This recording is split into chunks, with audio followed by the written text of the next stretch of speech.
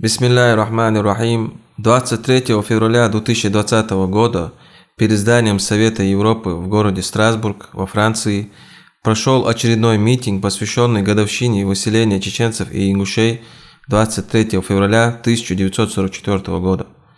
В митинге приняло участие до 500 человек. Чеченцы, ингуши со всей Франции и с разных стран Европы приняли участие в митинге. Также присутствовали и украинцы, сирийцы и уйгуры. Были зачитаны и приняты следующие резолюции. Первая. Резолюция, подготовленная Ассамблеей чеченцев Европы. Вторая. Резолюция, составленная Саид-Ами Ибрагимовым, президентом Международной ассоциации «Мир и права человека». Третья. Резолюция участников митинга касательно ситуации чеченских беженцев в Азербайджане.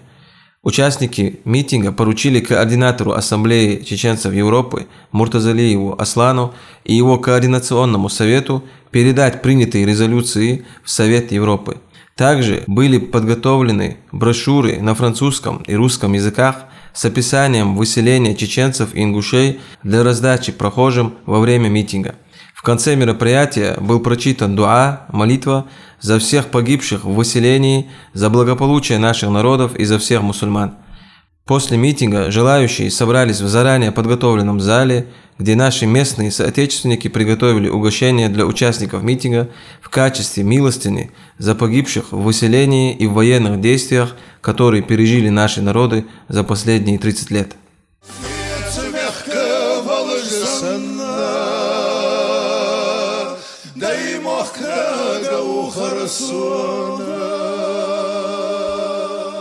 дай мох крага у Харасона.